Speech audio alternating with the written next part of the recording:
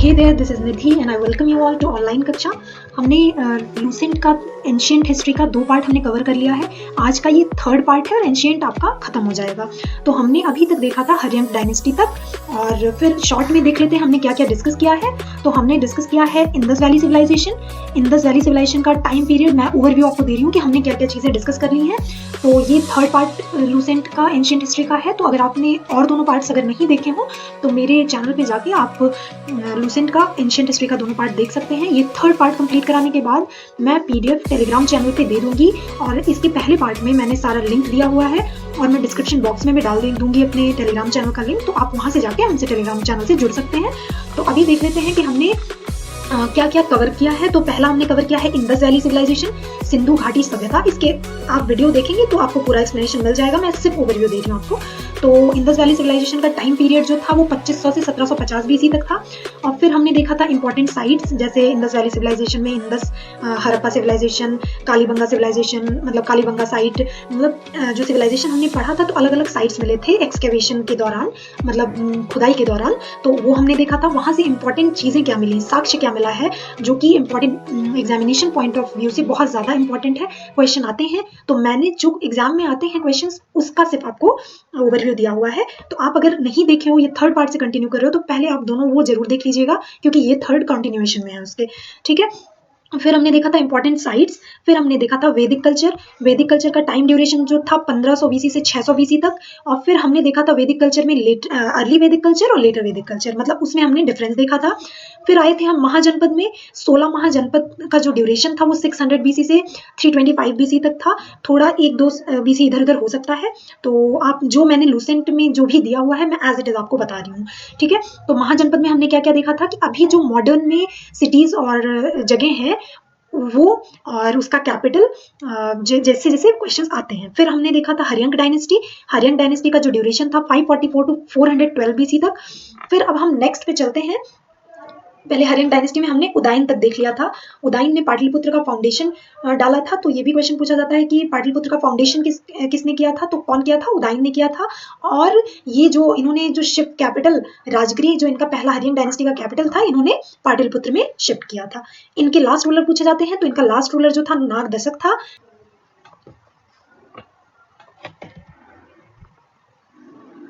वो नागदशक जो थे वो हर्यंक डायनेस्टी के लास्ट रूलर थे। और फिर इनके जो कमांडर, एक ही उसमें जो नागदशक का जो कमांडर था शिशुनाग जिसका नाम था, इन्होंने क्या किया, लोगों ने इनका बहिष्कार कर दिया, तो शिशुनाग को लोगों ने किंग बना दिया। तो शिशुनाग, वहां से फिर शिशुनाग डायनेस्टी की शुरुआत होती है। और मोस्ट इंपॉर्टेंट अचीवमेंट जो था वो प्रद्योत डायनेस्टी ऑफ अवंती था। ही सक्सीडेड कालाशोक, मतलब ही वॉज सक्सीडेड, जो शिशुनाग डायनेस्टी थे वो कालाशोक के द्वारा सक्सीड किए गए थे। और जो इनका रूलिंग टाइम है वो इंपॉर्टेंट इसलिए है क्योंकि जो कनिष्क थे वो सेकेंड बुद्धिस्ट काउंसिल, मतलब कालाशोक जो थे वो सेकेंड बुद्धिस्ट काउंसिल की स्थापना किए थे, जो कि वैशाली में 383 बीसी में हुआ था। ठीक है। कालाशोक जो थे बुद्धिस्ट, अभी हम जैनिज्म बुद्धिज्म पे आएंगे तो फिर देखेंगे वो। इसका मतलब नाग दशक शासन करने के लिए अयोग्य था, इसलिए लोगों ने घृणा की और अंतिम राजा के मंत्री के रूप में शिशुनाग को चुना। शिशुनाग की सबसे महत्वपूर्ण उपलब्धि अवंती का प्रद्योत वंश था, मतलब इनके टाइम ड्यूरेशन में अवंती पूरी तरीके से इनके कंट्रोल में था। ठीक है। वह कालाशोक द्वारा हराया गया था, मतलब जो ये शिशुनाग थे वो कालाशोक के द्वारा हराए गए थे। और इनका शासनकाल महत्वपूर्ण इसलिए है क्योंकि इन्होंने वैशाली में दूसरी बौद्ध परिषद बुलाई थी। ठीक। फिर आते हैं शिशुनाग। आपको शिशुनाग डायनेस्टी से क्या याद रखना है, इनके जो संस्थापक थे उसका नाम शिशुनाग था, और इनके जो लास्ट रूलर थे वो कालाशोक थे। ठीक है। फिर आते हैं हम नंद डायनेस्टी पे। अब नंद डायनेस्टी में जो शिशुनाग डायनेस्टी को ओवरथ्रोन किया था किसने, महापद्मा ने। महापद्मा ने शिशुनाग को खत्म करके नंद डायनेस्टी की स्थापना की। और महापद्मा जो थे इनको सर्व क्षत्रांतक कहा जाता है, मतलब uprooter of all Kshatriyas. And Ugrasen, मतलब उग्रसेन, ये क्वेश्चन आता है कि जो नंद महापद्म थे उनको क्या क्या कहा जाता है, तो इनको सर्व क्षत्रांतक के नाम से भी जाना जाता है। और उग्रसेन, उग्रसेन का मतलब ओनर ऑफ ह्यूज आर्मी। फिर पुराण में इनको महापद्म को एकरथ के नाम से जाना जाता है, इसका मतलब सोल मोनार्क। ठीक है, सोल मोनार्क के नाम से जाना जाता है। और last ruler of this dynasty was Dhanananda. ठीक है, नंद डायनेस्टी के लास्ट पूछा जाता है कि लास्ट जो रूलर थे नंद डायनेस्टी के वो कौन थे, तो नंद डायनेस्टी में लास्ट रूलर धनानंद थे। ठीक है, धनानंद कैसे, और इन्हीं के टाइम पे most important, very important question कि किसके रूल में, किसके टाइम पे अलेक्जेंडर का इन्वेजन हुआ था, मतलब अलेक्जेंडर कब जब भारत में आया था तो उस टाइम पे रूल कौन कर रहा था, तो आंसर विल बी धनानंद। ठीक है, धनानंद के टाइम पे अलेक्जेंडर का इन्वेजन हुआ था 326 बीसी में। ठीक है, नंद डायनेस्टी कैसे खत्म हुआ, 322 to 21 BC by Chandragupta Maurya. Chandragupta Maurya के द्वारा नंद डायनेस्टी को खत्म किया गया था with the help of, Chandragupta के गुरु का पता है क्या नाम है, कौटिल्य है। कौटिल्य मतलब चाणक्य जिनको कहते हैं। ठीक है, और इन्होंने नंद डायनेस्टी को खत्म करके फिर मौर्य डायनेस्टी की स्थापना की। ठीक है, अगर हिंदी में थोड़ा भी इंग्लिश में दिक्कत हो तो आप हिंदी पढ़ सकते हैं। फिर चलते हैं बुद्धिज्म एंड जैनिज्म पे। ठीक है, अब ये पीरियड चल रहा है आपका, फिर इधर बुद्धिज्म एंड जैनिज्म का राइज इसलिए हुआ क्योंकि जो अभी डायनेस्टी एक्सपेंशन पॉलिसी है वहां पे शूद्रों को बहुत ज्यादा दबाया जाने लगा। ठीक है, अब जब शूद्रों को दबाया जाने लगा तो सबसे ज्यादा प्रॉब्लम हमारे क्षत्रिय क्षत्रिय और देखो इसमें ब्राह्मण जो थे अनअफेक्टेड थे। ठीक है, क्योंकि उन्होंने बहुत सारे यज्ञ, बहुत सारी मतलब बहुत सारी ऐसी चीजें फैला दी थी कि उसमें शूद्र जो थे एकदम सप्रेस किए जा रहे थे। ठीक है, उनकी कंडीशन बहुत ज्यादा बुरी होती जा रही थी, तो यहाँ से आया बुद्धिज्म एंड जैनिज्म। ठीक है, अब बुद्धिज्म का जो बुद्धिज्म के संस्थापक हैं वो गौतम बुद्ध हैं, आपको पता है। अब गौतम बुद्ध जी बॉर्न कब हुए थे, 563 बीसी। ठीक है, मोस्ट इंपॉर्टेंट, बहुत इंपॉर्टेंट क्वेश्चन है। 563 बीसी में गौतम बुद्ध का जन्म हुआ था वैशाख पूर्णिमा के दिन लुम्बिनीवाड़ा में, और ये कहाँ पे है, रुमेनदेही डिस्ट्रिक्ट ऑफ नेपाल। और कौन से क्लान के थे, तो शाक्य क्षत्रिय क्लान। चूंकि क्षत्रिय लोगों को प्रोटेक्शन करने का, उनको स्टार्टिंग से ही वो प्रोटेक्ट करते थे, इसीलिए वो जाने जाते थे। तो कहीं ना कहीं जो बुद्धिज्म और जैनिज्म के संस्थापक हैं, जो फाउंडर हैं, वो कहीं ना कहीं क्षत्रिय क्लान से बिलोंग करते थे। ठीक, क्वेश्चन पूछा जाता है कि इनके फादर का क्या नाम था, तो इनके फादर का नाम सुद्धोधन था, that is republican of king of Kapilavastu. Kapilavastu के किंग थे ये, और इनका नाम क्या था, सुद्धोधन था। फिर मदर का नाम क्या था, महामाया था, प्रिंसेस ऑफ कोलिया रिपब्लिक। ठीक है, कोलिया रिपब्लिक की प्रिंसेस थी ये, और इनका नाम क्या था, महामाया था। अब he was brought up by his step mother and ऑन्ट Mahaprajapati Gautami. चूंकि इनकी मम्मा का जो निधन हो गया था, ये बचपन में ही छोटे थे तभी इनका निधन हो गया था, तो ये जो पाले पोसे गए थे वो इनकी मौसी के द्वारा, दैट इज महाप्रजापति गौतमी नाम आता है, तो इसको ध्यान में रखिएगा। और इनकी वाइफ का क्या नाम था, इनकी वाइफ का नाम था यशोधरा, और इनके बेटे का क्या नाम था, राहुल। ठीक है, इनके बेटे का नाम राहुल था, इनकी वाइफ का नाम यशोधरा था। इनकी मासी का नाम, जो कि मतलब स्टेप मदर थी इनकी, वो कौन थी, महाप्रजापति गौतमी थी, और फादर का नाम सुद्धोधन था, मदर का नाम महामाया था। ठीक है, अब टर्निंग पॉइंट, बुद्धा की लाइफ में जो टर्निंग पॉइंट आता है उसको मतलब कहते हैं कि क्या चीज देख के टर्निंग पॉइंट आता है, तो बैठे रहते हैं ये बाहर, और फिर वहां पे इन्होंने वो देखते हैं कि एक बूढ़ा व्यक्ति जा रहा है, ओल्ड मैन और डिसीज्ड पर्सन। ठीक है, एक बीमार से ग्रस्त कोई एक इंसान बंदा जा रहा था, उसको इन्होंने देखा। फिर एक डेड बॉडी जाती हुई देखी, फिर इसके बाद लास्ट में इन्होंने एसेटिक देखा, मतलब एक संत को देखा। ठीक है, तो ये जो इन्होंने देखा, तो फिर इन्होंने सोचा कि भैया सबसे अच्छी लाइफ तो एसेटिक की ही है, तो क्यों ना एसेटिक बन जाए। ठीक है, मतलब क्यों ना हम संत बन जाए। तो ये जो चारों दृश्य थे ये इनके लाइफ का टर्निंग पॉइंट था। ठीक है, और फिर इन्होंने गृह त्याग कब किया, he renounced home at an age of 29 साल की उम्र में, 29 साल की उम्र में इन्होंने घर अपना त्याग दिया, और उस त्यागने की प्रक्रिया को, घर के त्यागने की प्रक्रिया को महाभिनिष्क्रमण कहा जाता है। ठीक है, क्या कहा जाता है, महाभिनिष्क्रमण। महाभिनिष्क्रमण मोस्ट इंपॉर्टेंट। ठीक है, मोस्ट इंपॉर्टेंट क्वेश्चन। फिर इनके पहले टीचर का क्या नाम था, अलार कलाम था इनके पहले टीचर का, जिससे इन्होंने मेडिटेशन और इन सब की प्रक्रिया सीखी थी, तो उनका नाम था अलार कलाम। सेकेंड जो इनके गुरु थे, मतलब इनके टीचर थे, वो उदरक रामपुत्र थे। एट एन एज ऑफ 35, ठीक है, 35 साल की उम्र में पीपल वृक्ष के नीचे उरुवेला, मतलब उरुवेला एक जगह है बोधगया में, वहां पे ऑन द बैंक ऑफ, मतलब कौन सी नदी के किनारे, निरंजन नदी के किनारे। एक भी इंपॉर्टेंट, एक भी पॉइंट फालतू नहीं है, सारे एग्जाम में पूछे गए हैं, तो इसलिए इसको ध्यान से पढ़िएगा।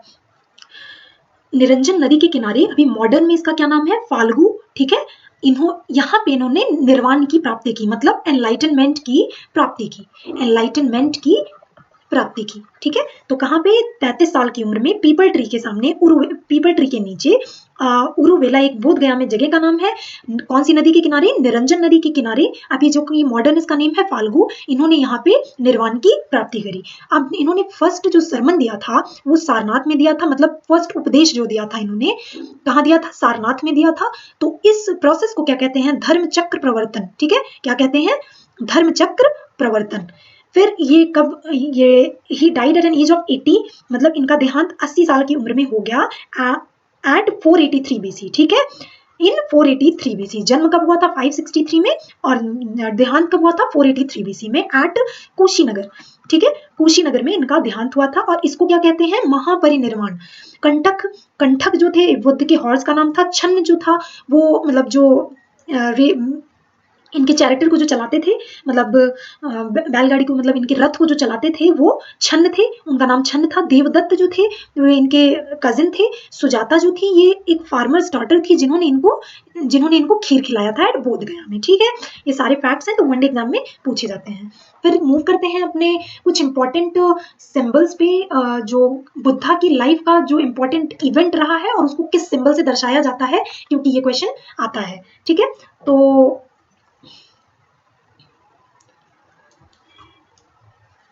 जन्म, मतलब बुद्धा की लाइफ में जन्म, बर्थ को क्या कहा जाता है? किस सिंबल से इंडिकेट किया जाता है? तो ये किया जाता है लोटस या बुल से। महाविनिष्क्रमण, रिनंसिएशन, मतलब इनके घर त्याग को हॉर्स से दर्शाया जाता है।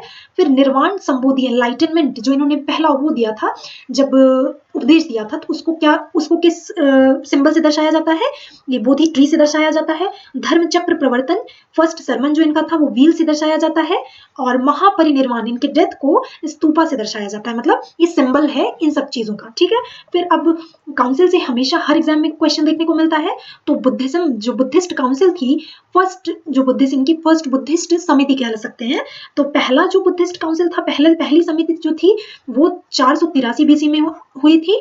वेन्यू क्या था? मतलब जगह का नाम राजगिरी था, और चेयरमैन महाकश्यप थे, और उस टाइम पे जो रूलिंग पैट्रॉन थे वो अजात शत्रु थे। ठीक है, इनकी ड्यूरेशन में फर्स्ट बुद्धिस्ट काउंसिल की स्थापना हुई थी। और यहाँ पे इंपॉर्टेंट ये है कि यहाँ पे क्या क्या चीजें हुई थी।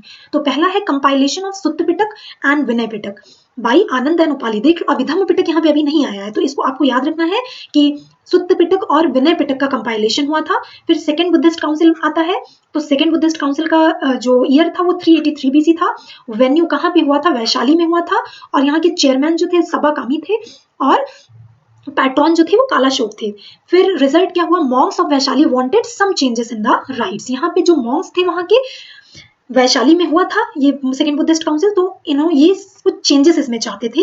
इसका रिजल्ट यही से निकल के आया था। फिर थर्ड बुद्धिस्ट काउंसिल में हम देखते हैं कि 250 BC में ये हुआ था, और ये वेन्यू कहाँ पे था? पाटलिपुत्र में हुआ था। और उसके चेयरमैन मोगलीपुत्तिस थे, और जो पैट्रॉन थे वो अशोक थे। ठीक है, यहाँ पे क्या हुआ? Most important, very important question, कि compilation of Abhidhamma Pitaka was took place in which council, in which Buddhist council? तो you have to answer in that is in third Buddhist council. compilation of Abhidhamma Pitaka जो था वो थर्ड बुद्धिस्ट काउंसिल में हुआ था। और दूसरा है decision to send missionaries to various part of the world. हमने अभी देखेंगे कि अशोक जो थे वो बहुत सारी मिशनरीज, मतलब बुद्धिज्म को फैलाने के लिए बहुत सारी मिशनरीज को भेजे थे अलग अलग वर्ल्ड के अलग अलग पार्ट में। ठीक है, तो दो इंपॉर्टेंट चीजें यहाँ पे हुई थी, एक कंपाइलेशन ऑफ अभिधम्म पिटक और दूसरा decision to send missionaries to various parts of the world. फिर फोर्थ बुद्धिस्ट काउंसिल में जो हुआ था वो 98 AD में हुआ था, और ये कश्मीर के कुंडलग्राम में हुआ था। और यहाँ के चेयरमैन जो थे वासुमित्र थे, और जो पैट्रॉन थे यहाँ के कनिष्क थे। तो आपको याद कैसे रखना है? अका अक ऐसे याद रख सकते हो।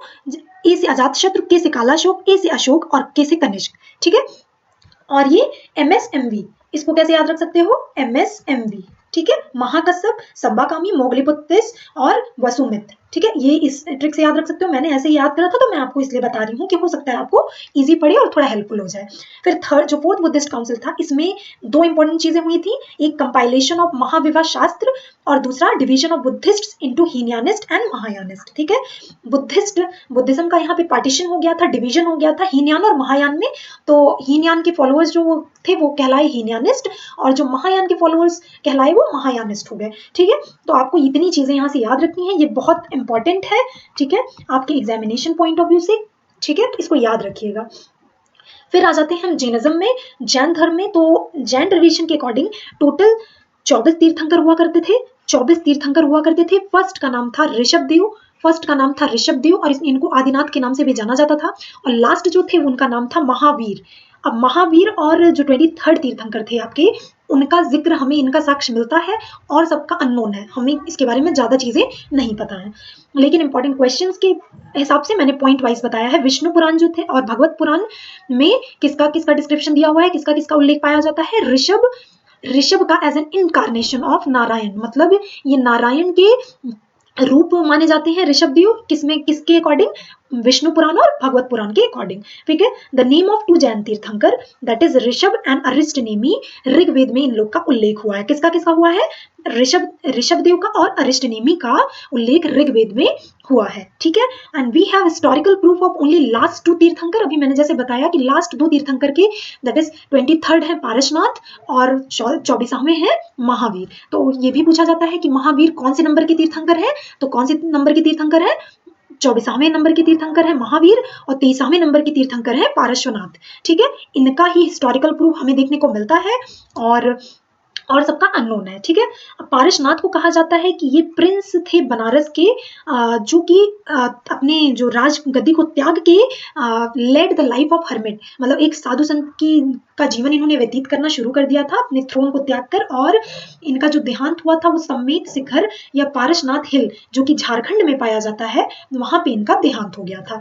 जो इनकी 4 मेन टीचिंग है वो कौन कौन सी है, अहिंसा दैट इज नॉन वायलेंस या नॉन इंजरी, सत्य दैट इज नॉन लाइंग मतलब झूठ नहीं बोलना, और अस्तेय मतलब नॉन स्टीलिंग, स्टील का मतलब चोरी होता है, तो नॉन स्टीलिंग का मतलब अस्तेय हो गया।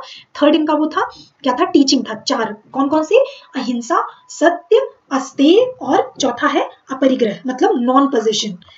अब इन ये चार इन्होंने 4 टीचिंग तो इनकी थी पारसनाथ की, और 5वां जो था, 5वां ब्रह्मचर्य था। इसको किसने जोड़ा, तो इसको महावीर स्वामी जी ने, 5वां जो टीचिंग था इसको महावीर जी ने अडॉप्ट किया। ठीक है, 5th वन, 4 टीचिंग्स को महावीर स्वामी ने अडॉप्ट किया और 5वां जो ब्रह्मचर्य है उसको इसमें जोड़ दिया, तो टोटल टीचिंग 5 हो गई। ठीक, फिर हम महावीर की लाइफ के बारे में जान लेते हैं। तो महावीर जो थे वो बॉर्न हुए थे 540 बीसी में in a village Kundagrama near Vaishali in Bihar. ठीक है, बिहार में इनका जन्म हुआ था, वैशाली नामक जगह पे। इनके पिता का नाम सिद्धार्थ है, that is head of Jnatrika Kshatriya clan. Mother का नाम त्रिशला है, sister of Chetaka the king of Vaishali, that is wife, इनकी वाइफ का क्या नाम है, यशोदा। डॉटर का नाम है अनुजा प्रियदर्शनी, जिनके हस्बैंड जमाली इनके हस्बैंड का नाम था। इन्होंने ये पहले शिष्य बने किसके, महावीर के, मतलब इनके दामाद जो थे ये पहले शिष्य बने महावीर के। ठीक है, एट एन एज ऑफ 30 साल की उम्र में इन्होंने अपने घर फैमिली को त्याग करके एक साधु का जीवन व्यतीत करने लगे। फिर at an age of 42 under a sal tree eight जाम्बिका ग्राम, ठीक है, जाम्बिका ग्राम नामक जगह पे, ठीक है, साल ट्री के नीचे ऑन द बैंक ऑफ रिजुपालिका, ठीक है, रिजुपालिका नदी के किनारे महावीर ने कैवल्य ज्ञान की, कैवल्य का मतलब सुप्रीम नॉलेज, कैवल्य ज्ञान की प्राप्ति करी। ठीक है, from now onwards he was called Kevalin, Kevalin का मतलब परफेक्ट लर्न्ड। ठीक है, और जिन इनको मतलब इसके बाद से इनको वेरियस नाम से जाना जाने लगा। तो इनका क्या क्या नाम था, केवलिन था, जिन था, जितेंद्रिय था, one who conquered his senses, Nirgrantha that is free from all bounds, Arhant blessed one, Mahavira the brave. ठीक है, he delivered his first sermon, पहला सरमन इन्होंने पावा में दिया, जिस मतलब उस टाइम पे इनके 11 शिष्य हुआ करते थे, 11 डिसाइपल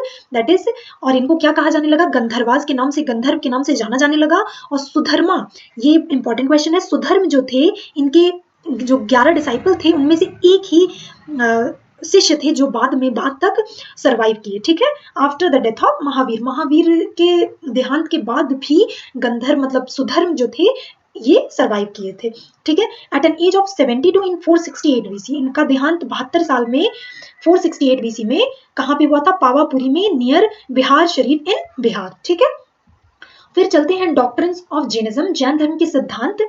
तो 3 जो थे इनके जेम्स ऑफ जैनिज्म थे, दैट इज सम्यक श्रद्धा, सम्यक ज्ञान और सम्यक कर्म। सम्यक श्रद्धा का मतलब, विश्वास का मतलब राइट फेथ, राइट नॉलेज। सम्यक कर्म का मतलब राइट एक्शन और कंडक्ट। ठीक है, Pancha Mahavratas that is 5 vows of Jainism, इनके पंच महावर्तास कौन कौन से थे, दैट इज अहिंसा, ये आपको मैंने बताया है कि पारसनाथ जी ने इन चारों को दिया था, और महावीर जो लास्ट में हमारे लास्ट तीर्थंकर थे, इन्होंने इन चारों को अडॉप्ट किया और पांचवें को इसमें ऐड किया। ठीक है, तो पहला है ahimsa, non injury, satya, non lying, asteya, non stealing, aparigraha, non possession. फिर ब्रह्मचर्य का मतलब होता है चेस्टिटी, और इसको किसने जोड़ा? महावीर ने लास्ट में इसको जोड़ा। दो सेक्ट ऑफ जैनिज्म कौन कौन से हैं? श्वेतंबर और दिगंबर। ठीक है, पहले जैनिज्म में था, लास्ट में क्या हुआ कि जैनिज्म जैन धर्म दो सेक्ट्स में डिवाइड हो गया। एक श्वेतंबर नाम से, श्वेतंबराज नाम से जाने लगा, एक दिगंबर नाम से जाने लगा। और श्वेतंबर को क्या कहते हैं? व्हाइट क्लैड, मतलब जो व्हाइट कपड़े पहने रहते हैं उनको श्वेतंबर नाम से जाने लगा। और दिगंबर जो अपना मतलब प्योरिटी समझते हैं स्काई के नीचे एकदम खुले उसमें। ठीक है, तो उनको दिगंबर जाने, जो कपड़े नहीं पहनते हैं उनको दिगंबर कहा जाता है। एग्जाम्पल ऑफ जैन आर्किटेक्ट, कुछ जैन आर्किटेक्ट की एग्जाम्पल्स हैं, आपको याद रखना है। स्टैच्यू ऑफ गोमतेश्वर कर्नाटका में पाया जाता है। गिरनार एंड पलिताना टेम्पल गुजरात में पाया जाता है। दिलवारा टेम्पल राजस्थान में पाया जाता है। उदयगिरी और खंडागिरी उड़ीसा खारवेल में पाया जाता है। फिर आपको दो जैन काउंसिल याद रखनी है। पहला जो है 300 BC में हुआ था। वेन्यू क्या है? पाटलिपुत्र है, और इसके चेयरमैन जो थे वो स्थूलभद्र थे, और पैट्रॉन जो थे वो चंद्रगुप्त मौर्य थे। यहाँ पे कंपाइलेशन ऑफ 12 अंगाज इनके हुए थे। तो ये भी क्वेश्चन आता है कि स्टेटमेंट में क्वेश्चन दे दिया जाता है कि कंपाइलेशन 12 अंक का कौन से उसमें मतलब फर्स्ट जैन काउंसिल में हुआ था, फिर दूसरा फाइनल कंपाइलेशन 12 अंगाज का सेकंड काउंसिल में हुआ था। तो पहला स्टेटमेंट ट्रू है या दूसरा स्टेटमेंट ट्रू है या दोनों सही है, दोनों गलत है, ऐसे क्वेश्चन पूछे जाते हैं, तो ध्यान से इसको देख लीजिएगा। सेकेंड जो जैन काउंसिल है वो 512 BC में हुआ था, बल्लभी नामक जगह पे हुआ था, और इसके जो चेयरमैन थे वो देवारदेश क्षमा श्रवण थे। और यहाँ पे फाइनल कंपाइलेशन ऑफ 12 अंगाज एंड 12 उपअंगाज, 12 अंग के और 12 उपअंग के फाइनल कंपाइलेशन आपको सेकेंड जैन काउंसिल में देखने को मिलता है, जो कि 512 ईस्वी में हुआ था। फिर चलते हैं मौर्य पीरियड पे। मौर्य पीरियड कैसे स्टार्ट हुआ था? तो आपको पता है कि जो नंद डायनेस्टी थी वहां पे महापद्मधनानंद की मृत्यु मार के with the help of Kautilya Chandragupta ने मौर्य डायनेस्टी की स्थापना करी थी। ठीक है, अब कुछ चीजों को मतलब कुछ चीजों में इनको क्या क्या कहा जाता है ये देख लेते हैं। तो इनको शूद्र के नाम से जाना जाता है पुराण के according.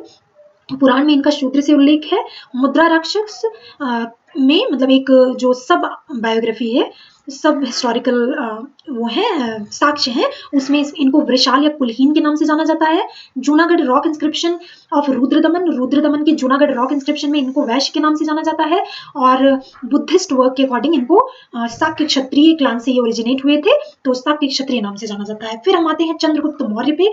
The most important period of Chandragupta Maurya. यहाँ पे क्या हुआ था? सबसे ज्यादा यूनिटी देखने को मिली थी, एक बार में सब चीजें यूनाइट हुई थी, यहाँ पे लोगों का यूनिटी देखने को मिला था, तो इनका रीजन ज्यादा इंपॉर्टेंट हो जाता है।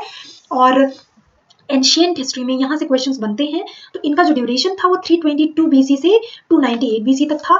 इन्होंने डिथ्रोन किया था लास्ट नंदा रूलर धनानंद को, और ऑक्युपाई किया था पाटलिपुत्र को 322 BC में with the help of Kautilya. ठीक है, इनके गुरु जो थे वो कौटिल्य चाणक्य थे, उनके हेल्प से इन्होंने नंद डायनेस्टी को खत्म किया था। ठीक है, इनके कोर्ट में मेगास्थनीज आए थे, जो कि एक ग्रीक एम्बेसडर थे। किसके द्वारा सेंड किए गए थे? सेलिकस निकेटर के द्वारा सेंड किए गए थे, और चंद्रगुप्त मौर्य के कोर्ट में ये आए थे। He became a Jain. ठीक है, ये भी पूछा जाता है कि ये किसके अनुयायी थे, तो जैन के थे या बुद्धिज्म के थे, तो ये जैन के अनुयायी थे। और ये अपने लास्ट रूलिंग डेज में चंद्रगिरी हिल पे जाके मतलब चंद्रगिरी हिल श्रवणबेलगोला में देखने को मिलता कर्नाटका में। भद्रबाहु की हेल्प से ये इनका देहांत हो गया था। कैसे? स्लो स्टार्वेशन, इसको क्या कहते हैं इस प्रक्रिया को? काया क्लेश और सल्लेखन विधि। ठीक है, काया क्लेश और सल्लेखन विधि से इन्होंने अपने देह का त्याग किया था। ठीक है, under him for the first time whole of the northern India was united, मैंने आपसे बताया था। फिर आते हैं इनके बेटे बिंदुसार का जो ड्यूरेशन था वो क्या था? 298 BC to 273 BC. Chandragupta Maurya was succeeded by his son Bindusar known as Greek as Amitrochates, that is derived from Sanskrit word Amitraghata के नाम से इनको संस्कृत में जाना जाता था, और ग्रीक के अकॉर्डिंग एमेट्रोकेट्स के नाम से जाना जाता था। इन्होंने 3 चीजों की मांग की थी एंटियोकस फर्स्ट से, और सीरिया के जो राजा थे, रूलर थे, इन्होंने किस किस चीज की मांग की थी? Sweet wine, dried figs and sophist, मतलब मीठी शराब, सूखे अंजीर, और एक सोफिस्ट की मांग की थी। तो सेलिकस निकेटर पहली दो चीजों के लिए तो मान गए थे, लेकिन थर्ड के लिए नहीं माने थे। इन्होंने पैटर्नाइज क्या किया था, आजीविका को पैटर्नाइज किया था। ठीक है, फिर आते हैं इनके बेटे, कौन, अशोका। ठीक है, अशोका द ग्रेट आप इनके नाम से जानते भी होंगे। तो अशोका का जो ड्यूरेशन था वो 273 बीसी था, 273 BC to 232 BC according to Buddhist text when Ashoka the son of Bindusar was born। जब ये जन्मे थे तो इनकी माँ ने कहा कि अब मैं खुश हूँ, नाउ आई एम अशोका, मतलब now I am without sorrow. According to Buddhist tradition Ashoka taken the throne after killing 99 brother and spared Tissa. सबसे पूछा जाए कि बिंदुसार के सबसे छोटे बेटे का क्या नाम था, तो क्या नाम था, तिस नाम था। तो इन्होंने, कहा जाता है ये राजगद्दी पे बैठे थे अपने 99 भाइयों का कत्ल करके, मतलब उनको मार के फिर राजगद्दी पे बैठे थे। ठीक है, यंगेस्ट वन कौन से थे, तिस्सा थे। और इस प्रोसेस में, इन सबको मारने के प्रोसेस में राधा गुप्ता जो एक बिंदुसार के मिनिस्टर थे, इन्होंने इनकी हेल्प करी थी। अशोका को कहा जाता है कि इन्होंने क्राउन कब लिया था, मतलब क्राउन कब पहना था, 269 बीसी में। और ये कलिंगा का वॉर कब लड़े थे, 261 बीसी में। Most important, Kalinga war between the king of Kharavela, Orissa के कलिंग नामक जगह पे खारवेल राजा से इनका युद्ध हुआ था और भयंकर तबाही इन्होंने मचाई थी भाई, मतलब बहुत सारे लोगों का मतलब उसके बाद से इनके लाइफ में टर्निंग पॉइंट आता है। तो ये बोला जाता है कि जो कलिंगा वॉर था इनकी लाइफ का टर्निंग पॉइंट था। फिर जब इन्होंने, मतलब वो युद्ध हुआ, यहाँ पे देख रहे हैं कि आसपास सब लोग मरे कटे पड़े हैं, पता नहीं कितने लाख लोग उसमें मरे थे। तो फिर एक बुद्धिस्ट मॉन्क वहां आते हैं, उपगुप्त नामक।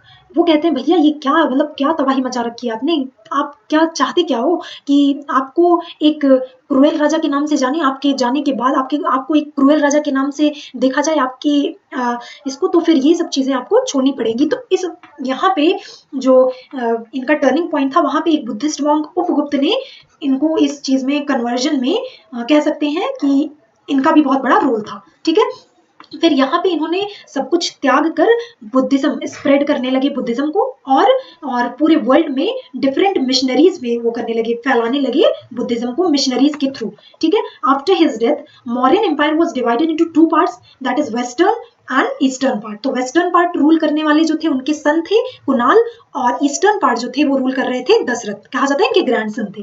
द लास्ट मौर्यन रूलर कौन थे, बृहद्रथ थे। कौन थे, Brihadratha was the last ruler of Mauryan dynasty who was assassinated, मतलब कि कौन मारे गए थे, किसके थ्रू, 185 बीसी में, उन्हीं के कमांडर इन चीफ पुष्यमित्र सुंग के द्वारा। और इसके बाद से हम कौन सी डायनेस्टी देखेंगे, सुंग डायनेस्टी की फिर स्थापना होती है बाई पुष्यमित्र सुंग। ठीक है, अब जो चंद्रगुप्त मौर्य का जो पीरियड था उसमें हम देख लेते हैं कि इंपॉर्टेंट ऑफिशियल्स किस नाम से, ऑफिसर्स को किस नाम से जाना जाता था उस टाइम पे, क्योंकि यहाँ से क्वेश्चंस बनते हैं, तो इसलिए मैं एक भी फालतू चीजें नहीं है, सिर्फ इंपॉर्टेंट पॉइंट्स हैं, तो इसको देख लीजिएगा प्लीज और एंड तक बनी रहिएगा, क्योंकि ये इसके बाद एंशिएंट हिस्ट्री खत्म हो जाएगी। समहर्ता को क्या कहा जाता था, collector general of revenue. Vyavaharika, chief justice of civil court. Pradeshika, chief justice of criminal court. ठीक है, धम्म महामत्र, प्रोपेगेटिंग धम्म। और राष्ट्रपाल या कुमार, इंचार्ज ऑफ प्रोविंस को कहा जाता था। और प्रादेशिका, मॉडर्न डिस्ट्रिक्ट मजिस्ट्रेट को प्रादेशिका कहा जाता था। पटवारी को क्या कहा जाता था, राजुका कहा जाता था मौर्यन पीरियड में। और सबऑर्डिनेट रेवेन्यू डिस्ट्रिक्ट लेवल पे युक्ता कहा जाता था। Collecting officers under control of Pradeshika, Sthanika कहा जाता था उनको। रिस्पॉन्सिबल फॉर अकाउंट्स को क्या कहते थे, गोपा के नाम से जानते थे। नगरक को official incharge of city administration को नगरक के नाम से जाना जाता था। अक्ष पाटिल, अकाउंटेंट जनरल को अक्ष पाटिल नाम से जाना जाता था। सुपरवाइज्ड एग्रीकल्चर सीताध्यक्षा के नाम से जाना जाता था। सुपरिटेंडेंस ऑफ कॉमर्स को पान्याध्यक्षा के नाम से जाना जाता था। सुपरिटेंडेंस ऑफ मार्केट को समस्ताध्यक्षा के नाम से जाना जाता था। याद करना पड़ेगा, ऐसे ही नाम है, बहुत खतरनाक नाम है। Supreme of weights and measures को किसके नाम से जाना था, पौत्वाध्यक्षा के नाम से जाना जाता था। सुपरिटेंडेंट ऑफ शिप्स को नावध्यक्षा के नाम से जाना जाता था। कलेक्टर ऑफ टोल्स को शुल्क अध्यक्षा के नाम से जाना जाता था। अध्यक्ष कह लो या अध्यक्षा कह लो, ठीक है। फिर सुपरिटेंडेंस ऑफ माइंस को आकार अध्यक्ष के नाम से जाना जाता था। और फिर सुपरिटेंडेंस ऑफ आयरन को लोहा अध्यक्ष के नाम से जाना जाता था। फिर आते हैं हम पोस्ट मौर्य या प्री गुप्ता पीरियड पर। फिर हमने अभी आपको बताया कि सुंग डायनेस्टी की स्थापना कैसे हुई थी। पुष्यमित्र सुंग जो कि बृहदत्त कुमार के सुंग डायनेस्टी की स्थापना किए थे। तो इंपॉर्टेंट बस यही है कि सुंग डायनेस्टी के संस्थापक कौन थे, तो वो पुष्यमित्र सुंग थे और इनका कैपिटल क्या था, विदिशा था। विदिशा कहाँ पे देखने को मिलता है, एमपी में। He was succeeded by his सन अग्निमित्र जो कि हीरो है कालिदास के ड्रामा मालविकाग्निमित्र, जो एक ड्रामा है कालिदास का उसके हीरो थे अग्निमित्र। अग्निमित्र कौन है? पुष्यमित्र सुंग के बेटे। Patanjali the author of Mahabhashya, ये भी पूछा जाता है कि महाभाष्य के ऑथर कौन थे, तो वो पतंजलि थे। ये पुष्यमित्र सुंग के टाइम पे इन्होंने 2 अश्वमेध यज्ञ करवाए थे। ठीक है, फिर आते हैं कण्व डायनेस्टी पे। कण्व डायनेस्टी की स्थापना देवभूति जो थे वो सुंग डायनेस्टी के लास्ट रूलर थे। सुंग डायनेस्टी के लास्ट रूलर थे वो, मतलब वासुदेव के द्वारा सुंग डायनेस्टी को खत्म करके कण्व डायनेस्टी की स्थापना हुई थी। और इसका जो कैपिटल है वो पाटलिपुत्र में देखने को मिलता है। तो ये बस यहाँ से इंपॉर्टेंट है, क्रम याद रखिएगा कि कौन सी डायनेस्टी पहले आई। ठीक है, फिर सतवाहन डायनेस्टी। सतवाहन डायनेस्टी का कैपिटल प्रतिष्ठान या पैथान जो कि महाराष्ट्र में देखने को मिलता है। सिमुक इसके फाउंडर थे। पुलमावी थर्ड जो थे वो 30th रूलर थे और last ruler of this dynasty was Pulumavi third. Satavahana were finally succeeded by Ikshvakus 3rd century AD में। इक्ष्वाकुस के द्वारा सतवाहन डायनेस्टी का खात्मा हुआ था। ठीक, फिर आते हैं हम कुषाण डायनेस्टी पे, जो कि जिसका टाइम ड्यूरेशन है 1st century to 3rd century AD. Kushan dynasty को के संस्थापक किसके द्वारा फॉर्म किया गया था? कड़फिसेस या कुजुल कड़फिसेस। फिर सेकंड किंग जो थे इनके वेम कड़फिसेस, हु इशूड गोल्ड कॉइन। बहुत इंपॉर्टेंट है कि पहली बार इन्होंने गोल्ड कॉइन की शुरुआत करी थी। किसने? वेम कड़फिसेस ने, जो कि कनिष्क के पिताजी हैं। Kanishka was the son of Vima Kadphises and his capital were at Peshawar and Mathura. तो जो कुषाण डायनेस्टी का जो कैपिटल था वो पेशावर में और मथुरा में देखने को मिलता है। He is also known as second Ashoka. ठीक है, सेकेंड अशोका के नाम से किसको जाना जाता है? तो ये कनिष्क को जाना जाता है। He started an era in 78 AD which is known as Saka era. ठीक है, साक एरा को किसने स्टार्ट किया था? तो किसने स्टार्ट किया था? कनिष्क ने किया था। और कनिष्क का जो डायनेस्टी वो कुषाण डायनेस्टी के रूलर थे। और ये भी पूछा जाता है इनके पिता का क्या नाम था? तो ये वेम कड़फिसेस था। बस इतने इंपॉर्टेंट पॉइंट्स आपको याद रखने हैं।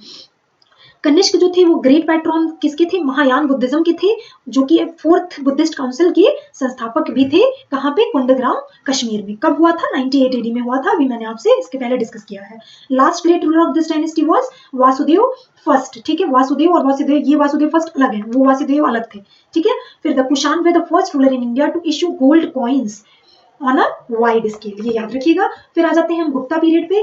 गुप्ता पीरियड को कहा जाता है क्लासिकल एज या गोल्डन एज, स्वर्ण काल भी कहा जाता है ये एंशियंट इंडिया का। ठीक है, according to epigraphic evidences the founder of the dynasty was person named Gupta. ठीक है, इसके जो डायनेस्टी के फाउंडर थे वो गुप्ता थे, सन ऑफ घटोत्कच। घटोत्कच के जो पिता थे गुप्ता, उन्होंने गुप्ता पीरियड की स्थापना करी थी। फिर इसमें इंपॉर्टेंट रूलर्स कौन कौन से हैं?